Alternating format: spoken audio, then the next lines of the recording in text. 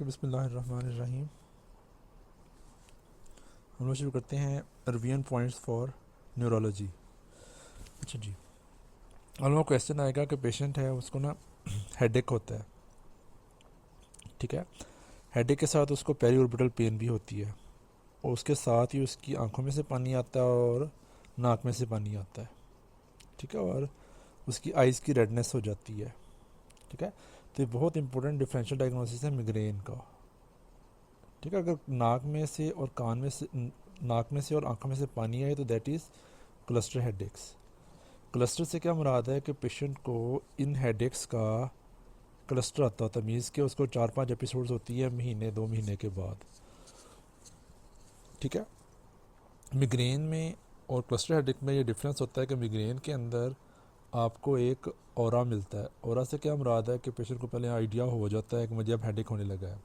इसके तेज़ flash light उसकी आंखों में पड़ेगी, फ़ोन के यूज़ से, टीवी में फ्लैशिंग लाइट से, बच्चों के शोर की वजह से, तो उसके अंदर एक ऑरा मिलता है, ठीक है। जब क्लस्टर हेडेक में यूजुअली ऑरा नहीं होता, ठीक है। क्लस्टर हेडेक में और मिग्रेन में फ़र्क होता है, दोनों के अंदर यूनिलेटरल पेन होती है, लेकिन अगर सिनेरियो के अंदर आंखों में से पानी, नाक में से पानी और आंखों का रेडनेस आ रहा हो तो डायग्नोसिस इज क्लस्टर हेडेक, ठीक है।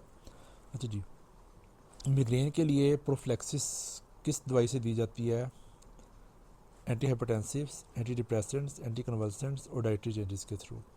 अच्छा, वो पेशेंट्स जिनको मिग्रेन के अटैक्स बार बार होते हैं उनको हम प्रोफिलैक्टिक ट्रीटमेंट देते हैं ना। प्रोफिलैक्सिस से क्या मुराद है कि मरीज़ को मिग्रेन का अटैक हो ही ना, ठीक है।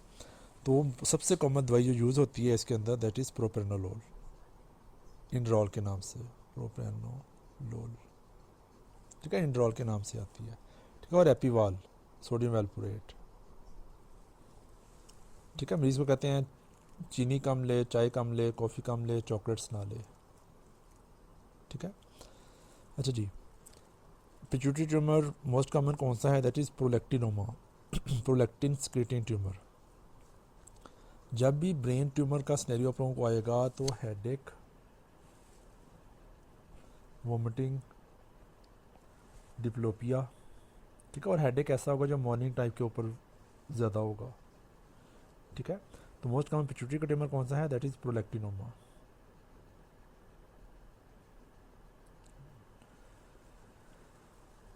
ठीक है। अच्छा, डोपामिन एगोनिस्ट आपसे पूछे जा सकते हैं। डोपामिन एगोनिस्ट कौन कौन से होते हैं? ब्रोमोक्रिप्टिन और कबर्जोनिन्स। डोपामिन प्रोलेक्टिन की रिलीज़ को कम करती है।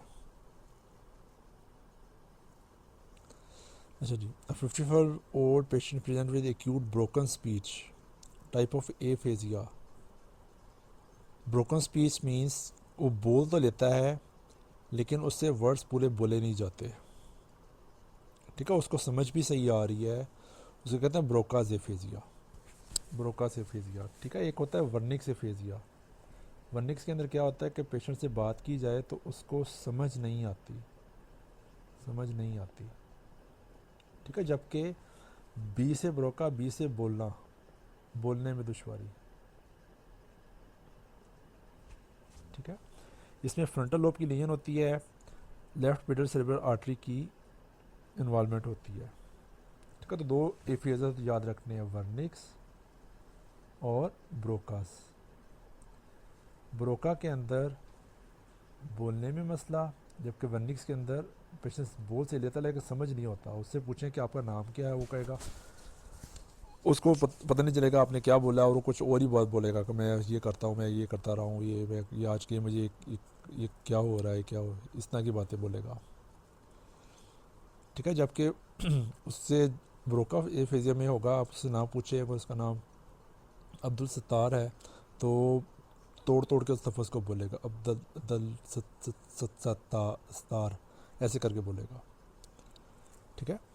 अच्छा जी, इंटरसेरेब्रल ब्लीड की इंपॉर्टेंट काज है सब रेक्टेंट हेमरेज। सब रेक्टेंट हेमरेज का आप लोगों को सिनेरियो आएगा सडन सीवियर हेडेक, जिसके साथ लफ्ज़ हो सकते हैं worst headache of my life, sorry ये क्या हुआ है,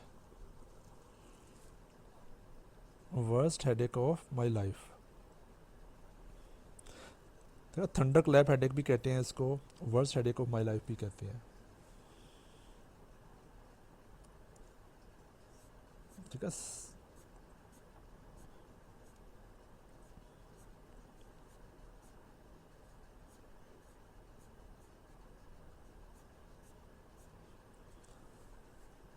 यूरो किधर गया?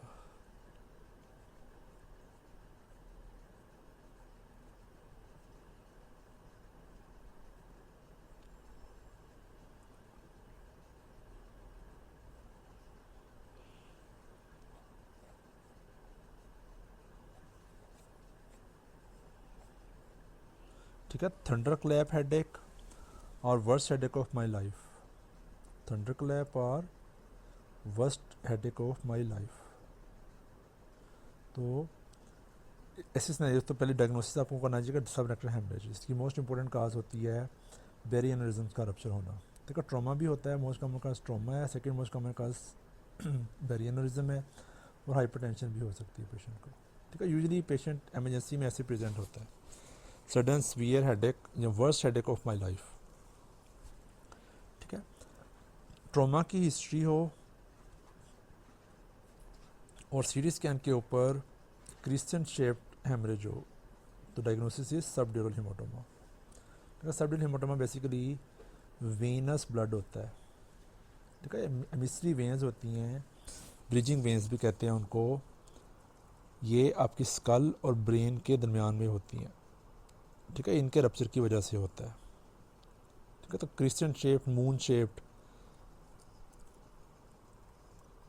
अच्छा, हिस्ट्री ऑफ ट्रॉमा हो, फिर पेशेंट को अल्टरनेट मेंटल स्टेट में गया हो, इसको हम ल्यूसिड इंटरवल कहते हैं, ल्यूसिड इंटरवल। ठीक है, तो डायग्नोसिस क्या होगा? Epidural haematoma. डायग्नोसिस क्या होगा? Epidural haematoma. ठीक है, एपिड्यूरल हेमाटोमा इसमें आर्टरी डैमेज होती है। ठीक है, सबड्यूरल और एपिड्यूरल में डिफरेंस क्या है? एपिड्यूरल इज, एपी के साथ लफ्ज़ याद रखना, एपी आर्टरी, एपी आर्टरी। ठीक, ठीक है। अच्छा जी, सब बैक्टीरियल हेमरेज का डायग्नोसिस जो होता है, पहला क्लू हमें मिलता है उसकी हिस्ट्री से पेशेंट की। दूसरा क्लू मिलता है हमें सीटी स्कैन से। सीटी स्कैन पे diffuse see hyperdense areas होते हैं। ठीक है, जबकि डायग्नोसिस अगर कंफर्म ना हो रहा हो तो हम पेशेंट का लंबर पंक्चर करते हैं। लंबर पंक्चर पे हम लोग उसका जो CSF होता है उसमें ज़ेंथोक्रोमिया देखते हैं। ठीक है, पहला डायग्नोसिस हिस्ट्री, दूसरा क्लू सीटी स्कैन, उस पर ना वाजे हो रहा हो तो लंबर पंक्चर। लंबर पंक्चर पर क्या नज़र आएगा? ज़ेंथोक्रोमिया। ठीक है, अच्छा जी, एक टर्म यूज़ होती है इसको कहते हैं एल्ब्यूमिनोसाइटोलॉजिक डिसोसिएशन। ये मीन्स के पेशेंट की जो लंबर पंक्चर है उसकी जो CSF की रिपोर्ट है उसके अंदर एल्ब्यूमिन जो है वो नॉर्मल है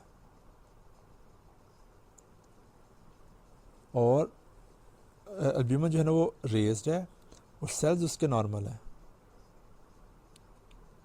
ठीक है, increase protein without significant increase of cell count, इसको कहते हैं एल्ब्यूमिन साइटोलॉजिकल डिसोसिएशन। ये किसी चीज़ के अंदर होती है? GBS के अंदर। ठीक है, GBS के अंदर। GBS का सिनेरियो आप लोगों को कैसे आएगा कि पेशेंट है उसको कोई इन्फेक्शन हुआ है, डायरिया हुआ है, वो upper respiratory lower respiratory infection हुआ है, उसके बाद कुछ अर्से बाद उसको लोअर लिम्ब की वीकनेस स्टार्ट हो गई है जो कि असेंडिंग पैरालिसिस है, ऊपर की तरफ जा रही है। पहले पाँव ने काम करना छोड़ा, फिर टांगों ने काम करना छोड़ा, तो ascending paralysis after infection, diagnosis is GBS। ठीक है, अच्छा जी, cold water flush into patient's ear and fast phase of the nystagmus towards the upper side normal pathological. ये निस्टैग्मस के जो सिनेरियोज हैं ये कभी कभी इम्तिहान में आ जाते हैं। हम पेशेंट की कान के अंदर ठंडा पानी डालें तो निस्टैग्मस होगा, जिसकी फास्ट फेस अपोजिट साइड के ऊपर होगी, तो ये नॉर्मल है बेसिकली। ठीक है। अच्छा जी, ब्रेन के अंदर आपको पता है मलिग्नेंसी जो होती है वो जब ब्लड के अंदर जाती है तो दूसरे हिस्सों में फैल जाती है, तो ब्रेन के अंदर भी फैल सकती है। तो ब्रेन के अंदर फैलने के लिए सबसे common malignancy is lungs, breast और स्किन, किडनी और GITB। ठीक है, तो लंग कार्सिनोमा सबसे पहले ब्रेन की तरफ जाता है। ठीक है। May be seen in children who are accused of inattention in class and are often confuse with ADHD। आपको स्नैरियो आएगा कि बच्चा है वो क्लास में जो है वो इतनी अटेंटिव नहीं होता, नॉट अटेंटिव। ठीक है, ऐसे लगता है कि थोड़ी देर हवा में घूरता रहा है, घूरने के बाद फिर ठीक हो गया, फिर थोड़ी देर बाद ऐसा लगा है कि जैसे आप उससे बात कर रहे हैं तो वो आपको देख नहीं रहा, किसी और कुछ और ही सोच रहा है। उसको बेसिकली एब्सेंस सीजर्स हो रहे हैं। ठीक है, तो एब्सेंस सीजर का जो डायग्नोसिस होता है बड़ी दफ़ा लेट हो जाता है, इसकी वजह से कि इसकी प्रेजेंटेशन बड़ी अजीब सी होती है। बंदे को बाज़ का 1 घंटे के अंदर कई कई एपिसोड्स हो रही होती हैं। ठीक है, तो उसकी ट्रीटमेंट में हम इथोसेक्सीमाइड देते हैं। ठीक है। अच्छा, most frequent presentation of intracranial neoplasm, जब ब्रेन के अंदर, ब्रेन एक क्लोज्ड कैविटी है, स्कल एक हार्ट क्लोज्ड कैविटी है, तो रेज्ड ICP होगा। ठीक है, तो इसका पहला फीचर होगा हेडेक। ठीक है। मेटास्टेसिस जो है ना ज़्यादा कॉमन है बनस्बत प्राइमरी मलिग्नेंसी के। मरीज़ को कैंसर ब्रेन में आपको मिलेगा ना इंट्राक्रैनियल कोई लियन मिले जो आपको सस्पिशन हो कि कैंसर हो सकता है, तो उसका हमेशा ढूंढना चाहिए कि इसका सोर्स कहाँ पे है। ठीक है, सोर्स कहाँ कहाँ हो सकता है, लंग्स, ब्रेस्ट, स्किन और किडनीज, GI वगैरह। ठीक है। अच्छा, यंग अडल्ट्स में सीजर की बड़ी important cause is trauma, alcohol withdrawal और ब्रेन ट्यूमर्स। ठीक है, ट्रॉमा के बाद post traumatic concussion, intercellular bleed. ठीक है, अल्कोहल विथड्रॉल इटसेल्फ से पेशेंट को फिट्स पड़ सकते हैं, और ट्यूमर तो है ही है और इरिटेट करेगा ब्रेन पेनाकामा को और पेशेंट को फिट्स पड़ेंगे। ठीक है। अच्छा, स्टेटस एपिलेप्टिकस, स्टेटस एपिलेप्टिकस से क्या मुराद है, अगर किसी पेशेंट के फिट्स कंट्रोल ना हो और ग्रेटर दैन 30 मिनट्स तक उसको फिट्स पड़ते रहें, इसको हम कहते हैं स्टेटस एपिलेप्टिकस। ठीक है, उसके लिए सबसे पहला स्टेप इज बेंजोडाइज़ेपिन देना, उसको डायज़ेपाम लगाना, मिडाज़ोलम लगाना। ठीक है, इससे नहीं ठीक होता तो पेशेंट को हम लोग फेनेटाइन देते हैं। ठीक है, फेनेटाइन से नहीं ठीक होता तो पेशेंट को हम लोग जनरल एनेस्थीसिया देते हैं। ठीक है, तो ये जब बात याद रखिएगा, जितनी देर फिट्स पड़ते रहेंगे ब्रेन डैमेज होता चला जाएगा। इस वजह से फिट्स को कंट्रोल करना बहुत ज़रूरी होता है, ऑलवेज कंट्रोल फिट्स। ठीक है, झटके लग रहे हों किसी मरीज़ को तो एक बड़ी पैनिक वाली सूरत हाल होती है। ठीक है, तो झटके अगर 30 मिनट्स ज़्यादा चले जाए इसको हम कहते हैं स्टेटस एपिलेप्टिकस। ठीक है, तो इस कंडीशन में हम फेनेटाइन और जनरल एनेस्थीसिया तक भी जाते होते हैं। अच्छा जी, पेशेंट को हिस्ट्री है अल्कोहल की, अब आपके पास आ गया है इम्बैलेंस के साथ, एटेक्सिया के साथ, विजुअल प्रॉब्लम्स ऑफ थैलेमोप्लेजिया और कंफ्यूज स्टेट के अंदर, तो diagnosis is Wernicke's encephalopathia, Wernicke's encephalopathy. ठीक है, तो अल्कोहलिक जो होते हैं वो मेल नरिश्ड होते हैं, मीन्स कि उनको होश नहीं होती खाना खाना है नहीं खाना है, तो आपकी मेल नरिशमेंट होगी, थायराइड डेफिशिएंसी हो जाएगी। तो थायराइड डेफिशिएंसी से पेशेंट को क्या होता है, वर्निक्स एनकेफेलोपैथी। अच्छा जी, डिमेंशिया मीन्स के मर्ज़ निसियान या भूलने की बीमारी, इसकी most common cause is Alzheimer's disease. ठीक है, दूसरे नंबर पे हो सकता है कि पेशेंट को वेस्कुलर मल्टी इन्फार्क्ट, मीन्स कि उसको डायबिटीज़ माइटस या हाइपरटेंशन की हिस्ट्री है, उसकी वजह से उसको एथेरोस्क्लेरोसिस हुआ, एथेरोस्क्लेरोसिस की वजह से उसको छोटे छोटे इन्फार्क्ट्स उसके ब्रेन में बनते चले जा रहे हैं, उसकी वजह से उस पेशेंट को डिमेंशिया हो गया। ठीक है, किसी पेशेंट में अपर मोटर न्यूरॉन और लो मोटर न्यूरॉन फीचर्स इकट्ठे आ रहे हों, उसको हम कहते हैं मोटर न्यूरॉन डिजीज़। क्या कहते हैं, मोटर न्यूरॉन डिजीज़। आप लोगों का एक टास्क है, आप लोगों ने वीडियो पॉज करके अपर मोटर न्यूरॉन और लो मोटर न्यूरॉन के फीचर्स जो है ना एक पेपर पे लिखने हैं, ठीक है। ये बहुत ही इम्पोर्टेंट एक कॉन्सेप्ट है, ठीक है। तो मोटर न्यूरॉन डिजीज़ की सबसे कॉमन का इसकी ना आगे से MND की आगे से 4-5 टाइप्स होती हैं। हेमाटोट्रोफिक lateral sclerosis, primary lateral sclerosis, pseudobulbar palsy, bulbar palsy, primary muscular atrophy, ठीक है। ये चलो कि आप लोगों के लेवल पे नहीं है, लेकिन ALS आप लोगों को लाजमी याद हो। ALS का सिनेरियो आपको कैसे आएगा कि अपर मोटर न्यूरॉन के और लोअर मोटर न्यूरॉन के फीचर्स एक ही पेशेंट्स में इकट्ठे आ रहे हैं, ठीक है। आपको याद होगा कि एक यूट्यूब के ऊपर बड़ा कॉमन एक ट्रेंड चला था एक ज़माने में, तो कोल्ड बकेट चैलेंज कहते होते थे, कोल्ड बकेट चैलेंज। तो मरीज और लोग अपने ऊपर ठंडा पानी डालते थे फॉर अवेयरनेस ऑफ ALS, हेमाटोट्रोफिक लेटर स्क्लेरोसिस। ये MND की एक टाइप है, ठीक है। अच्छा, किस मशहूर करैक्टर को ALS है? अगर आप लोगों को पता है तो आप लोग इसको कमेंट में लाजमी लिखिएगा कि किस मशहूर करैक्टर को ALS है। अच्छा जी, नेक्स्ट इज सिनेरियो आएगा कि पेशेंट को रिजिडिटी है, स्टिफनेस है, रेस्टिंग ट्रेमर्स हैं, मास्क फेस है। ये किस चीज़ के फीचर हैं? सारे के सारे पार्किंसंस डिजीज़ के, ठीक है। ब्रेन के अंदर सब्सटेंशिया नाइग्रा होता है, उसकी एट्रोफी हो जाती है। एट्रोफी की वजह से डोपामिन रिलीज़ नहीं होती, ठीक है। डोपामिन नहीं आएगी तो पेशेंट को ये पेशेंट स्लो हो जाएगा सारा। मास्क फेस भी स्लोनेस की निशानी है, रिजिडिटी स्टिफनेस ये भी स्लोनेस की निशानी है, ठीक है। और resting tremor give way diagnosis होता है। ओल्ड एज का पेशेंट होगा और उसको ये वाले फीचर्स आ रहे हों तो डायग्नोसिस इज पार्किंसन डिजीज़। इस पेशेंट को मैनेज कैसे करते हैं? जो कि डोपामिन की डेफिशिएंसी है तो डोपामिन ही देंगे उस पेशेंट को।